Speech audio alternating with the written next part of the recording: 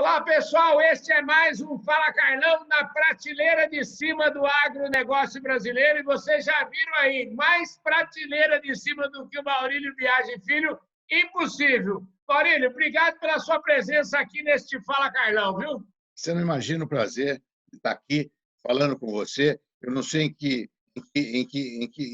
lugar da prateleira, você está entendendo? Mas estou super confortável e vai ser muito gostoso. Vamos conversar um pouco, vamos trocar ideia. Eu queria começar, rapaz, se me permite, prestando uma homenagem para essa comunidade libanesa que tem aqui no Brasil. Essa é uma homenagem de solidariedade. Realmente, foi uma coisa muito séria. E, então, minhas sinceras condolências a todas as famílias, a todo mundo, os meus amigos residentes aqui no Brasil, que é uma colônia enorme. Tem muito mais gente aqui do que lá no Líbano, né? Pois Né? é. Então, eu me junto a você. Eu confesso que eu vi aquela cena no grupo de WhatsApp do pessoal lá do COSAG.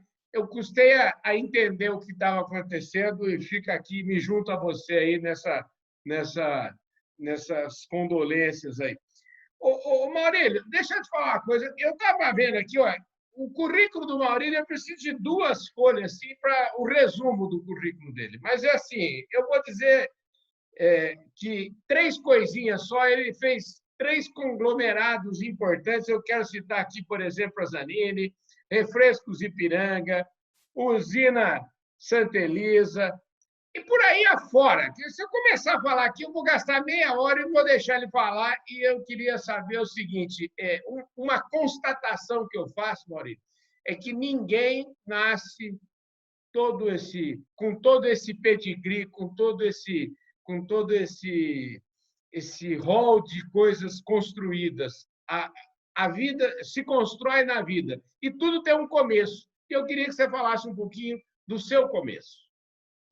Então, olha, sabe que o maior legado que eu tenho foi exatamente desse começo, foi de ter vindo, minha mãe veio para Ribeirão para dar luz e através de uma parteira eu vim ao mundo, mas em seguida, muito pouco gente, ela voltou para a usina, nós morávamos na usina. Naquela época não tinha comunicação, não tinha estrada, não tinha nada, era uma coisa complicada, o telefone demorava 3 horas para você falar da usina em Sertãozinho. A usina em Ribeirão já eram 5 horas, e era uma coisa complicada, você não conseguia vir, quando vinha tinha que vir com aquele guarda-pouco, aquela coisa toda. Tal.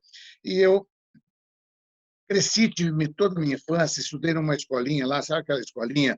Muito pouca gente, é até difícil explicar hoje as pessoas entenderem, em primeiro, segundo e terceiro ano, numa sala de aula só, um professor só para ensinar para o primeiro, segundo e terceiro ano, geografia, matemática, história, português, etc. E não tinha água encanada, você levantava o dedo, professor, dá licença ir na mina, você ia na mina para tanto fazer necessidades como para tomar água, e assim eu cresci, e meu pai não me protegia, a gente era dono da usina, tinha um conforto, moravam lá, moravam bem, e todos os trabalhadores, desde o engenheiro até na época, no comecinho da minha carreira, nós não tínhamos dinheiro, meu pai era autodidata, nem tínhamos dinheiro, depois sim que isso foi acontecendo, e todos os funcionários, desde as pessoas que cortavam cana até os mais graduados, todos moravam na comunidade. Então, você tinha que ter armazém, você tinha que ter açougue, você tinha que ter leiteria, você tinha que ter tudo. Então, a gente tinha tudo aquilo para fornecer, que ninguém conseguia ir na cidade. E a primeira coisa que nós fizemos quando o pessoal conseguia ir na cidade para se abastecer foi fechar tudo isso, que isso era um ponto de atrito na ocasião, porque a mulherada não tinha ideia, ia fazer despesa, né? Fazer despesa, né? E uma vez por mês, etc. Eu cresci nisso. Qual foi o grande legado? Como eu vivia ali, meus amigos eram todos ali residentes, e a gente jogava futebol todo santo dia no gramado, no parque. Tinha um campo ótimo na Santa Elisa, mas nós jogávamos no parque da casa de sede. Então, era tudo com a molecada da usina. Era jogo pesado, jogo duro, aquele jogo multinudo, todo mundo descalço, né? E teve uma época que o meu pé basicamente era um casco. Eu andava nas pedras, andava em qualquer lugar com a maior naturalidade. Então, naquela época, Carlão, eu convivi com a miséria. Porque naquela época nós tínhamos lá, eu ia nas casas, etc, casa de pau a pique, casa de chão batido, com todas as deficiências possíveis e imaginárias. E lá para os anos 60 e qualquer coisa, 70, 60, no final dos anos 60, nós conseguimos arrumar tudo isso. Então, para mim, foi a maior realização que eu tenho na minha vida, não foi ter feito fusões, não foi ter feito nada disso, foi ter um dia reunido todo esse pessoal e falado, gente, olha, estou muito feliz, eu consegui dar a vocês uma dignidade, consegui dar a vocês uma coisa que eu chamo de uma pobreza digna. O segundo passo para sair daí, eu não sei como fazer, mas esse está feito. Então, todo mundo tinha garagem, todo mundo tinha todas as bem, tudo que você possa imaginar, obviamente. Estou falando, os jovens que estão nos ouvindo não vão nem entender isso, né? Você tá vendo? Mas quem conhece, quem volta lá atrás. Então, essa convivência com menos, com a convivência com a necessidade, você conviver com esse povo, mas conviver mesmo, conviver de verdade. Minha primeira namorada foi uma pessoa lá da usina, você tá vendo? Um dia eu dei um beijinho, né? Encostei assim, a moça falou para mim, tem que casar. Por que tem que casar? Porque você me beijou, né? Você está entendendo? Quer dizer, olha que coisa maravilhosa, você está entendendo? Então, isso foi um alicerce para mim, você está entendendo? E hoje, e depois, o que eu consegui fazer, o que eu ia fazer, foi tudo baseado nisso. Então, a sensibilidade que você adquire quando você tem essa possibilidade na vida, eu sempre digo que eu fui uma pessoa de muita sorte, quando você tem essa possibilidade, né, de seu pai ser uma pessoa muito democrática e nunca eu usei a prerrogativa de ser dono do filho do dono, essa coisa não existiu. E meu pai nunca deu oportunidade para isso. Meu pai foi uma pessoa sábia. Eu tenho um respeito por ele extraordinário, foi meu mentor, meu orientador, a pessoa que me inspirou e a pessoa que me fez crescer e progredir. Você tá entendendo? A partir daí, a gente fez coisa que não acaba mais. Você tá entendendo? Nós tínhamos um conglomerado, você tá entendendo? Que era açúcar e álcool, nós chegamos a ter, sei lá, 10, 12, 13, nem lembro mais, usinas. Né? Numa época, a gente chegou a ser a maior usina do país, estou falando de 97, 98, quando a gente fez a fusão. Fizemos a primeira fusão. Espera um pouquinho, espera aí um pouquinho. Estou calmo, estou calmo. Deixa eu te falar o seguinte, eu já fiquei feliz porque tem um negócio aí que é parecido. Eu estudei na primeira escola mista do bairro dos Mirandas e minha primeira e segunda série era uma professora só para dar aula de matemática, geografia, português. Os banquinhos eram um banquinho duplo, sentava um coleguinha aqui do meu lado, então eu já me identifiquei com você.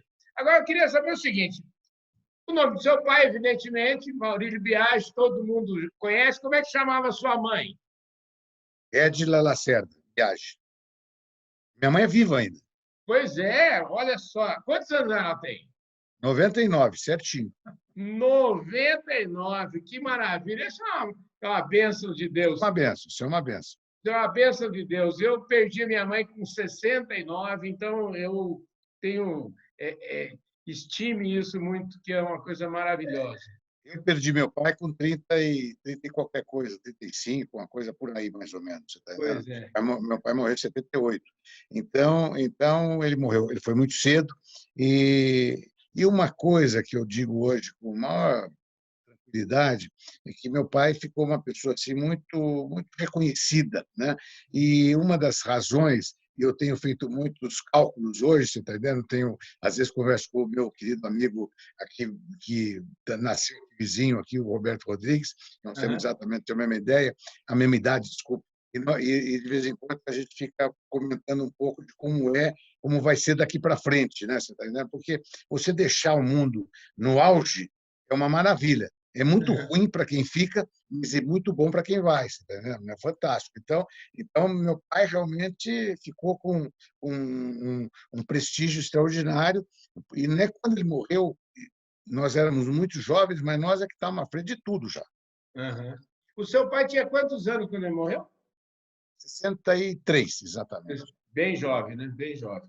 Eu imagino que, pela sua trajetória, a história de hoje, se hoje as pessoas, é comum a gente chegar num posto de combustível e pedir para abastecer com etanol, eu acho que a maior parte dos brasileiros, a gente deve isso a você e a sua família. Eu queria, já se encaminhando aí para deixando essa essa fase mais romântica da nossa prosa, eu queria saber o seguinte: como é que foi essa ideia maluca aí de criar o Proálcool e por aí vai? Olha, essa ideia foi uma ideia que veio da Socigás, veio do Dr. Lamartine Navarro, né, que ele era engenheiro, etc. E então, um dia ele falou: puxa, nós temos aqui uma possibilidade extraordinária. E procurou um grupo de pessoas que estavam envolvidas nisso, então procurou meu pai, através do Cícero do Junqueira Franco, que já tinha vindo como quase que estagiário, trabalhava na Estacas Frank, depois ele veio para Vale do Rosário, estava começando na Vale do Rosário. Nós fomos fundadores, juntamente com as famílias Almeida Prado e Junqueira, da Vale do Rosário. Nós entramos lá na Vale do Rosário, naquela época havia cota. Quando nós entramos na Vale do Rosário com a cota do Engenho Central, era do Schmidt, o rei do açúcar e o rei do café, mas ele é conhecido como o rei do café, aqui em Ribeirão. E tinha essa casa aqui da Fazenda Monte Alegre, onde a USP hoje, onde toda essa área aí. Então, nós começamos a analisar isso e achamos que era uma ideia fantástica. Meu pai ficou 2 anos, olha como é que é a coisa. Ele estava muito preocupado de entrar e apoiar isso, porque ele era usineiro, ele achava que tinha um conflito de interesse, e era fabricante de equipamentos, tinha outro conflito de interesse, ele ia vender muito equipamento. Então, eu um dia dei um chega para lá nele, eu falei: pai, isso aí não é bom? Isso é bom para o Brasil? Eu perguntei para ele. Ele falou: não, é muito bom para o Brasil. Eu falei: então o senhor não tem que ficar em dúvida. O senhor vai ficar em dúvida por quê? O senhor tem que entrar nisso. Se o senhor vai amanhã não ser beneficiado, mas se o senhor vai amanhã apoiar o programa, tanto é que nós fizemos 3 primeiras usinas, os 3 primeiros projetos, nós é que fizemos. Foi a usina Santa Elisa, a usina Vale do Rosário e a usina da Pedra. O doutor Ângelo Calmon de Sá, como presidente do Banco do Brasil, veio aqui para assinar o contrato de financiamento. Depois, o mesmo doutor Ângelo Calmon de Sá, como ministro do Comércio e Indústria, veio aqui inauguramos a Santa Elisa, simbolicamente inaugurando as outras 2. Então, nós pegamos esse fotossíntese como fonte energética, com esse trabalho que foi encaminhado, que vai deixar aqui minha homenagem ao doutor Lamartine, mas aí ele se juntou o senhor Orlando Beto, o senhor Maurílio Biagi, o pessoal, a Medina, a Zanini. Essas empresas todas se juntaram, né, e foram lá ao presidente Geisel e apresentaram isso para o presidente Geisel. Olha, tem essa ideia aqui, o presidente Geisel olhou, leu, estudou, e daí uns dias ele deu a resposta. É ótimo, como é que faz para implantar isso? Então, aí, na época do Sigiac Weck, na época do Paulo Egídio Martins, na época desse pessoal todo, então isso foi uma corrente positiva. O Weck entendia, tanto o Weck entendia muito, está aí até hoje o Weck, é uma pessoa que merece uma homenagem em vida, né? Como o presidente Geisel entendia muito. Então, isso andou muito rápido, se fez o Proálcool, e aí havia uma desconfiança muito grande. Aí tem umas histórias que eu não vou contar aqui agora, porque senão toma muito tempo e pode parecer crítica, eu não quero criticar nada, eu só quero falar de coisa positiva. Foi por aí que você perdeu a paciência, não? Não, aí não. Em negócio eu nunca perdi paciência. Você só perde paciência em negócio, em coisa de família, você está entendendo? No negócio não, nunca, não me lembro de ter perdido a paciência. Aí nós encaminhamos isso e começamos. Foi aí que vieram as destilarias autônomas, né, que foi profusão, o pessoal que tinha gado começou a fazer conta e viu que era muito melhor, e alguns, até a gente teve sociedade, que estavam com medo de desapropriação, tinham áreas muito grandes, etc., queriam montar uma destilaria lá para dar uma outra roupagem na propriedade rural deles, né? Foi muito bom isso. Então, nós fizemos 200 e tantas, de repente, foi o maior case industrial no Brasil, não tivemos nenhum nada parecido com aquele negócio. Naquela época, nós fizemos 300 e tantas destilarias autônomas, que se chamavam, e que a gente achava que nunca fosse, que todas, com raras exceções, hoje deve ter uma ou duas no Brasil, que não se tornaram as usinas, ou seja, produtores de etanol e de coisa. E aí nós vimos que isso aí era uma coisa fantástica. No começo o etanol era muito competitivo, não é que era competitivo, o preço da gasolina continuou lá e nós, então, entramos com o produto. E na época, esse é o desespero, na época, por exemplo, ninguém dava cara. Aqui em Ribeirão, por exemplo, tinha debate. Aqui em Ribeirão, toda semana, eu estava em discussão e falava: pergunta por telefone, você ligava, fazia a palavra que desaforo, você está para o usineiro. O usineiro era um palavrão. O usineiro era um palavrão. Você queria xingar alguém, você xingava de usineiro. né? Não precisava mais nada. Por isso que eu tinha um desespero. E era o que é hoje, não mudou nada, era o que é hoje. Quer dizer, um pessoal super competente, trabalhador, cidadão, mas de repente começou. Porque o usineiro, no início, no primeiro momento, ele não entendeu que energia é poder. Então, de repente, vocês estavam fazendo um negócio que era poder, eles não se deram conta disso. Você tá entendendo? Demorou muito para que isso pudesse, até que vem agora um Evandro Guzzi, que é um profissional, está lá na Única, que você conhece, etc. Uhum. Outros que já passaram por lá, que foram fortes, o Mike Shank, etc. Aí começou o Eduardo Carvalho, aí começou uma mudança, uma profissionalização muito boa. Então, assim que nós começamos. E nessa época eu fazia, eu tive cenas extraordinárias com o negócio. Uma vez eu dei 500 mil litros. Quando eu digo veja bem, deixa eu deixar claro uma coisa aqui para você. Eu sempre trabalhei com gente muito melhor que eu. Nós sempre tivemos uma equipe que era uma equipe extraordinária. Vou fazer aqui menção disso. Então, quando eu falo eu, não sou eu, né? Equipe que trabalhava na usina, nós tínhamos uma equipe extraordinária, na Zanin nós tínhamos uma equipe extraordinária. Por que você acha que hoje Sertãozinho tem 800 estabelecimentos industriais? Porque esse pessoal todo trabalhou numa Zanini.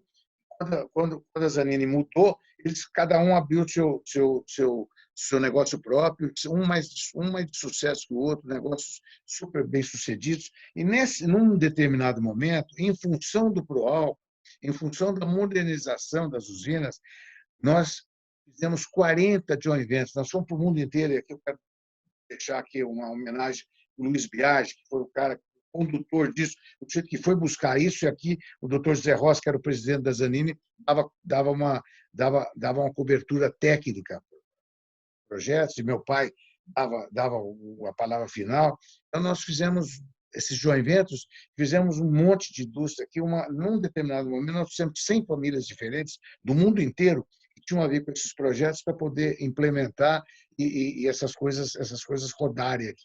Então, teve uma época que nós recebemos aqui todas as pessoas que têm liderança no mundo na área energética.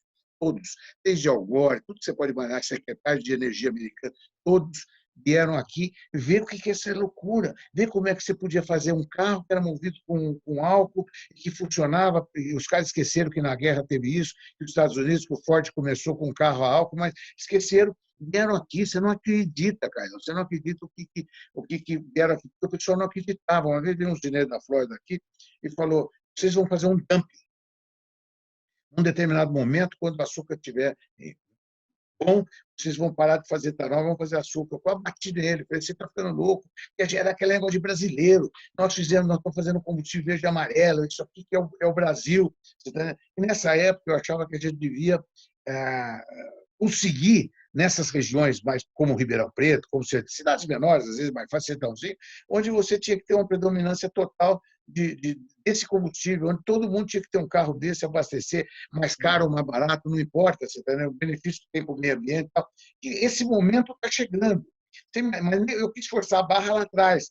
E lá atrás, na época do Fernando Henrique Cardoso, etc., uma vez, no Magrishow, que eu fui presidente agora, no Magrishow, nós fizemos uma manifestação, fechamos a entrada da Magrishow por causa do tratamento que o governo está dando para o setor. E aqui em Ribeirão Preto, com o preço que estava o etanol, quando eu falo outro atividade da equipe, eu estava contando isso e abri o parênteses da equipe, demos 500 mil litros de álcool, mas a gente vinha com caminhão-tanque, caminhão que nem era apropriado, vinha com caminhão-tanque e você havia fila que fazia em diversos pontos aqui da cidade, enchendo o tanque de todo mundo para protestar, para mostrar. Foi Jornal Nacional, foi tudo, você está vendo? Uma vez o Paulo Henrique Amorim veio aqui, fez um programa direto do pátio da usina. Então a gente teve um protagonismo muito grande nisso. Eu tenho muito orgulho de ver como esse setor evoluiu, como vai muito bem hoje, agora com RenovaBio, com novas perspectivas, etc. Né? Muito legal. Quando é que você teve certeza? Quando é que foi o ponto de inflexão? Você falou assim, não, quando é que o agronegócio, na sua visão, começou a se transformar naquilo que é hoje? Há muito tempo. Isso é um trabalho que vem sendo feito. Foi acelerado quando veio a Embrapa. Se não fosse a Embrapa, nós não teríamos tido o mar que nós estamos hoje, mas, enfim. Eu estava no agro e água e Coca-Cola. Então, eu comecei. Para mim, a Coca-Cola foi a melhor escola que eu tive. Porque eu aprendi o que é marketing, o que é merchandising. Eu, por exemplo, há 30 anos atrás, no setor, uma vez nós tivemos uma discussão lá na UNC, o presidente não sabia o que era merchandising. E o presidente da UNC falou: ó, o pessoal está lá na minha cidade, tem um jornal que está recebendo uma comissão, tem aquele rebate que toda propaganda, era assim pelo menos, toda propaganda que você insere, você rebate e tal. E o pessoal não sabia o que era isso, era só da porteira para dentro. Né? E aí, um determinado momento, era do Conselho da Zanini. A Zanini fez o Porto de Itaqui, lá no Maranhão, em São Luís do Maranhão. Aquilo carrega 16 mil toneladas de minério por hora. Durante 12 anos, foi o único carregador de minério. A Vale exportou todo o minério de ferro dela por aquele carregador. Né? Fez o porto de carvão, olha, tem obras maravilhosas que foram feitas. E aí, de repente, eu estou no meu dia a dia, e a Zanini entrou numa fase crítica. De repente, ela foi primeira página do Estadão, empresa patriótica despede 1.000 pessoas de uma vez só. Eu estava com o Andrezinho Franco Montoro em Nova York, na inauguração do banco da Luiz Faria, do Sambank Bank, e de repente, eu tomei conhecimento disso. Eu era do conselho. Liguei para saber, naquela época, um pouco para ligar, tá? E voltei para cá. Aí, de repente, meu irmão tinha deixado, o Luiz tinha deixado a Zanini, né? Já com tudo programado, etc. E quando eu entro na Zanini, agora você vai prestar atenção. 3 meses depois que eu estava na Zanini, entrei, vi todos os documentos, a situação financeira. Falei: olha, isso aqui vai ser muito difícil, mas nós vamos consertar isso. De repente, veio um produtor rural, um sujeito de Minas Gerais, senta na minha frente um dia e começa a chorar e me contar uma história. Eu falei: você me contou, não entendi direito. Me fala se é isso que eu entendi. Está me dizendo que comprou uma destilaria aqui, uma destilaria, coisa de hoje, de 500, 600 milhões de reais. Você comprou uma destilaria, chave na mão, que é a maneira de fazer turnkey, era tudo de projeto, a gente fazia a obra, fazia tudo. Tal. E nós não construímos um parafuso, você já pagou 80%, é isso que você está me falando? Ele falou: é isso que eu estou falando para o senhor. Eu juro por Deus, Carlão, eu juro por Deus. Chorei junto com o cara. Palavra de honra, não estou brincando. E aí eu fui ver. Aí nós tínhamos 13 destilarias chave na mão, que nós tínhamos recebido 80% do valor e não tínhamos feito uma arruela. Aí eu chamei todo mundo e falei: não tem como resolver isso. Como é que nós vamos resolver isso? Aí eu fui na diretoria, a gente tinha uma diretoria, um pessoal super competente, mas não tinha uma resposta da diretoria boa ali. Então, aí eu fui para o segundo escalão e todo dia eu reunia todo o segundo escalão no auditório da companhia e conversava com eles, conversava. Então, começamos a arrumar, começamos a ver. A Santa Elisa tinha comprado a usina Barbacena, chamei esse cara, levei na usina Barbacena, falei: vou te fornecer essa caldeira que está aqui, é maior do que a Zanini te vendeu, mas ela tem 2 anos de uso, é nova, você vai ter que aceitar assim. Fomos trabalhando. Começamos a entregar. Mas uma dificuldade enorme. O Banco do Brasil, o doutor Paulo Mandarino, que espero que esteja vivo até hoje, depois com o meu amigão, me chamou lá, cortou o nosso crédito, totalmente cortou naquela época. Eu recebi telefonema do mundo, do Brasil inteiro. Do Brasil inteiro. Maurílio, aqui é o fulano de tal, você sabe que eu sou teu primo, não sei, mas eu sou BI. O gerente do banco me chamou aqui, disse que cortou meu crédito do banco, eu não posso mais trabalhar com o banco, disse que é por tua causa. Eu falava para ele: meu amigo, prazer em te conhecer. Você me desculpe, acho que é, mas eu não sei ainda por que eu não sabia ainda, porque foi muito rápido. Fui lá em Brasília, falei com ele também não sabia como fazer. Nós fomos trabalhando. Só tem um jeito. Nós nos conhecemos melhor, eu venho aqui quantas vezes for necessário, vamos ver o que nós podemos fazer. Se o senhor não nos ajudar, não tem como sair daqui, como sair dessa situação. Começamos, ele me chamou lá, falou: você já viu um burocrata fazer isso? O senhor não pode dar dinheiro para a gente, é risco. Você tem que dar dinheiro para quem comprou, mais além do que o senhor já deu, para que ele possa pagar um pouco a gente, para a gente começar a fazer funcionar. E assim foi. Nós demoramos 2 anos, entregamos as 13 destilarias-chave na mão. Eu nunca trabalhei tanto na minha vida. E nessa época, é aí que diz que a necessidade Faz o homem. faz o homem.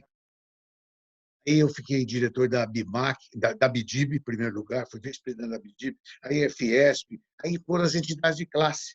A entidade de classe, além da entidade nossa, de ação, que não teve nenhum envolvimento com isso, então eu precisei começar a trabalhar politicamente, vender, fazer, ir atrás, com uma diretoria enorme que nós tínhamos, com recursos que nós tínhamos, e fama de rico, né? O que ajudou muito naquela época, você está entendendo? Porque eu chegava lá, às vezes, não tinha tinha 50 milhões negativos no caixa. E eu falava para você, Carlão, não tenho, você tem que me dar mais um tempinho para te pagar. Ah, você está falando, não, você tá bom. E, rapaz, foi assim, não estou brincando, é uma coisa muito séria. Então, olha que coisa maluca. É muito difícil contar isso numa live, num bate-papo, porque isso você precisa contar com detalhes, a pessoa pergunta, você vai no detalhe. Mas assim que aconteceu, e acabando tudo isso, nós ficamos tão fortes, tão fortes. O Sudovílio Ometo me ligou e propôs um negócio que eu já sabia. Quando ele me propôs, eu falei, Sudovílio, está feito. Como está feito? Você sabe o que eu vou te propor? Eu falei, está feito. Eu sei o que o senhor vai me propor. E ele não ficou bravo comigo. Aí eu cheguei lá em Piracicaba, cheguei lá e me falou que queria fazer uma fusão, o que eu achava. Tal. Eu já falei para o senhor, está feito. Eu respondi por telefone. E ele olhou para mim, admirado. Aí fizemos uma fusão da Zanini com a Dedini. Ficamos a maior empresa de bens de capital do Brasil à época. Ficamos muito forte. Eu tinha trazido, antes disso, o Wolfgang Sauer, que tinha saído da Volkswagen, da Auto Latino, essa coisa toda, trouxe para presidente do Conselho da Zanini. E ele foi muito. Nós tínhamos um projeto no Irã, que nós fomos lá diversas vezes, tal, umas 10 vezes em Teherã, muitas vezes com o Valdir Giannetti, que era o diretor na época, e isso começou a nos dar. E uma outra homenagem que eu quero prestar em comunicação para o Luiz Fernando Levi. Luiz Fernando Levi, da Gazeta Mercantil à época, publicava um caderno toda semana, etc, etc. A ajuda que ele nos deu foi extraordinária no momento em que ele não sabia se nós íamos poder pagar ou não. Eu falei para ele, se você fizer isso, se eu puder te pagar, por isso que eu insisto com o pessoal em comunicação. E ele começou a gente arrotando aquela mortadela danada e começamos a aparecer, o que estamos fazendo, o que estamos acontecendo, e joint venture aqui, coisa para cá vendendo, aí vendemos uma caldeira para Bahia Sul, tal, a coisa começou a mudar, aí fizemos a fusão com a Dedini e logo em seguida eu percebi que não tinha como dar certo. 2 anos ficamos casados, 2 anos depois fizemos uma cisão. Essas companhias só existem hoje, tanto a Dedini como a Zanini aqui, que são fortes, todas hoje, está todo mundo cambaleando, mas todas as companhias que existem, vigorosas, estão recuperando. Meu irmão está recuperando a Zanini com a minha família, tal. Uma coisa muito bem feita, porque a gente fez a cisão. E o que custou caro foi a cisão, custou caro para mim. Nós tínhamos ficado 50% cada um, dividimos o que cabia no prejuízo, trouxemos para dentro da companhia, o que cabia do passivo, trouxemos para dentro, o que não cabia, cada um ficou com o seu. Foi um sucesso, mas aí fizemos uma cisão. E aí deu certo. E logo depois eu fiz a fusão da Santa Elisa com a São Geraldo, que foi a primeira fusão. Essa foi a primeira grande fusão de empresas de bens de capital no Brasil, e a São Geraldo e a Santa Elisa foi a primeira grande fusão de 2 usinas no Brasil, com um incentivo muito grande do Bradesco, o seu Brandão, aquela turma toda do Bradesco. Já o Trabuco estava começando, ele era da área de seguro, etc. Fizemos uma fusão, o Bradesco tomou uma posição acionária importante, 15% na nova companhia, e foi um sucesso, mas aí começou a crise de 97, 98 do açúcar. Foram épocas muito conturbadas. Em função disso, principalmente bens de capital, eu tive que me virar nos 30.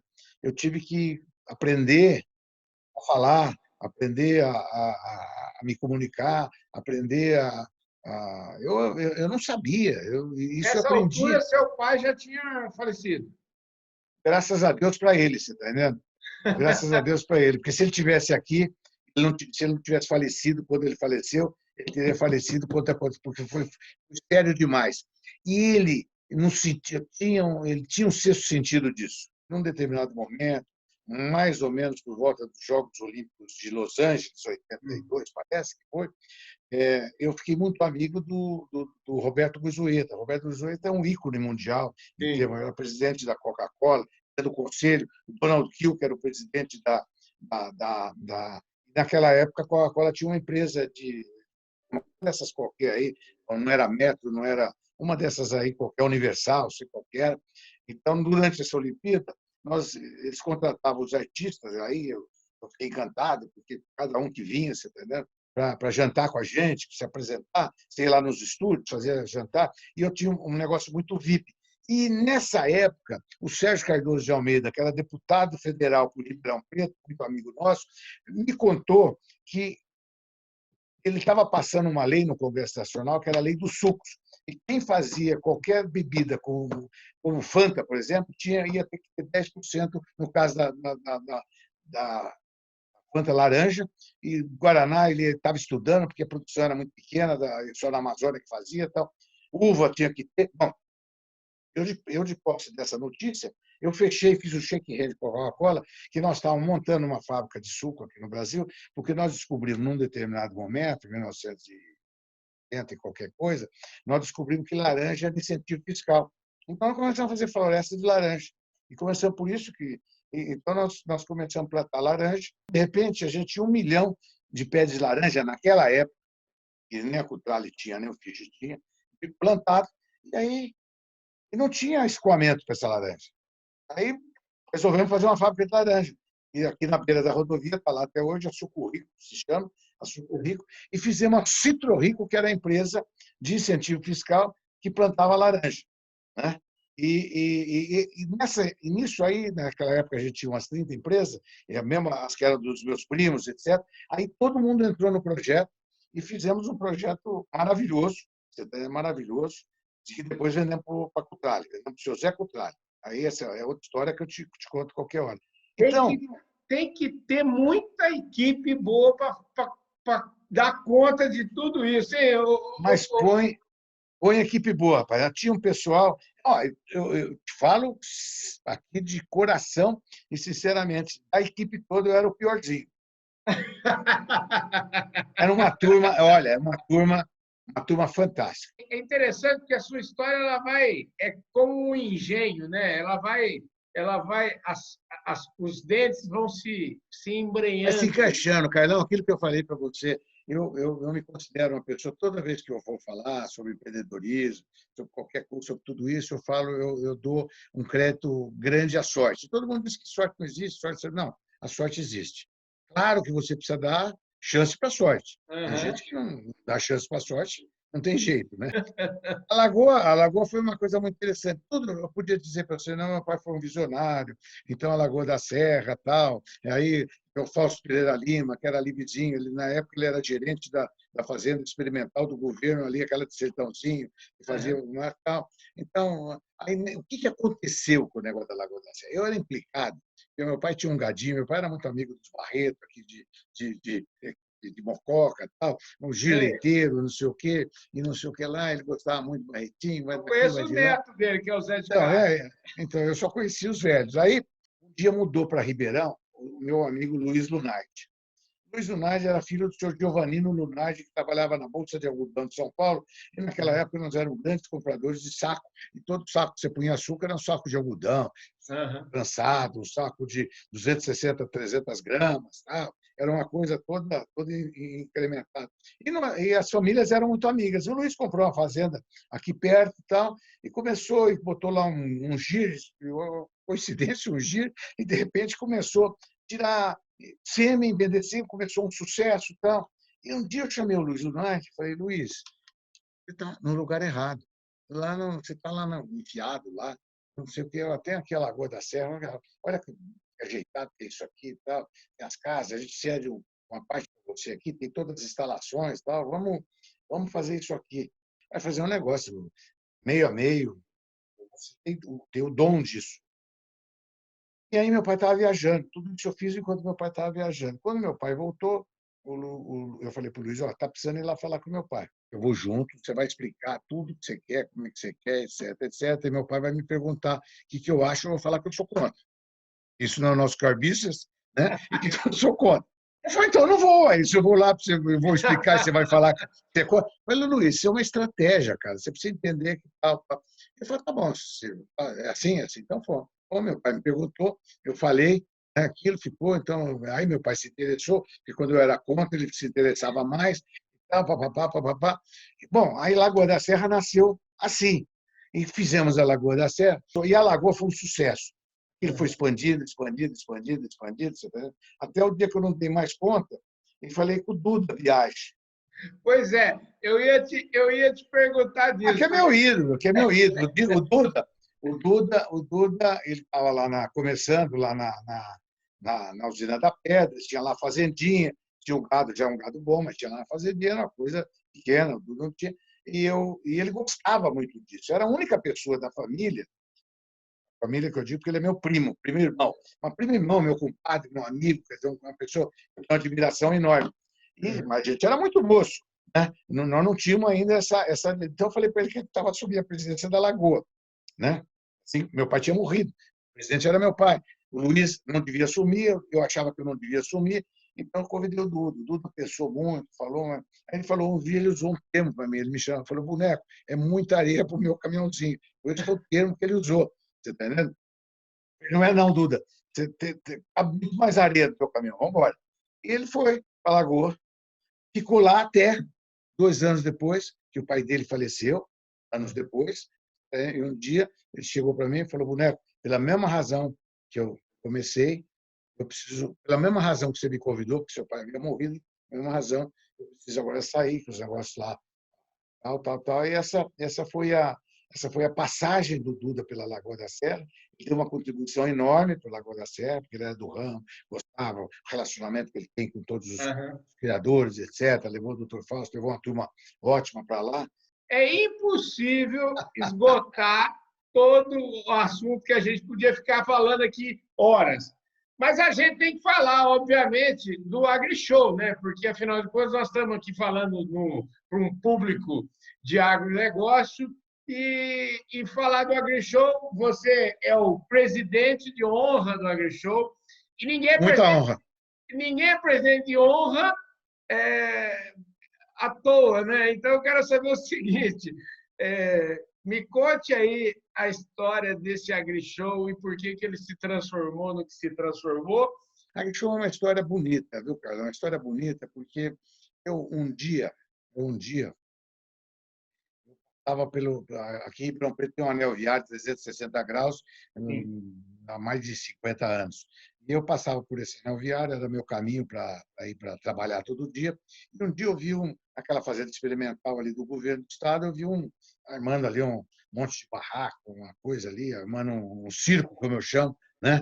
E aí passei, vi aquilo, fui embora, vi no outro dia de manhã, fui mais cedo, passei lá, entrei. O que é isso aqui?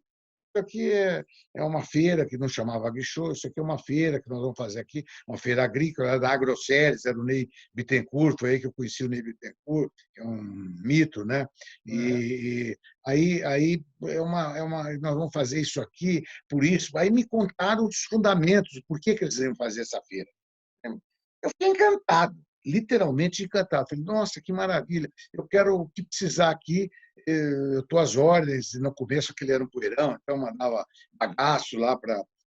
Pegava com nossos caminhões, mandava levar lá para forrar bagaço, mandava caminhão d'água para irrigar aquilo. No comecinho, quando não tinha, então foi a AgriShow, até que teve aquela passagem da AgriShow que ela quebrou, deixou um monte de endividamento em Ribeirão, e aí que entrou a Bimac, no negócio da AgriShow, tá, tudo bem. Então, esse é meu começo da AgriShow. Então, eu participei de todas as edições da AgriShow, sempre fui muito participativo, mas participativo no sentido de contribuir. Eu achei uma ideia extraordinária de expor, de fazer isso, aquela ideia americana que o Ney Bittencourt tinha toda aquela formação que ele tinha. Eu era um menino quando isso começou, e como eu tinha a facilidade de estar na usina, de mandar as coisas, assim foi indo. que a Bimac assumiu. Um dia, por isso, por aquilo outro, né, me convidaram para ser presidente da Grishow. E estou esquecendo alguma coisa dessa história, mas me convidaram para ser presidente da Grishow. Eu aceitei com muito prazer, desde que fosse um período transitório. Essa equipe da Grishow é extraordinária, é um melhor que o outro, né? O Chiquinho sempre esteve lá a vida inteira, etc. Mas aí, quando eu saí, eu avisei que eu ia sair no meu discurso de abertura de uma Grishow. Era a última que eu estava fazendo, estava me despedindo, etc, etc. Depois me fizeram essa homenagem muito bonita, que eu aceitei de muito gosto, de ser o presidente de honra da Grishow. Eu o sou com muita honra, né, para não ser criativo.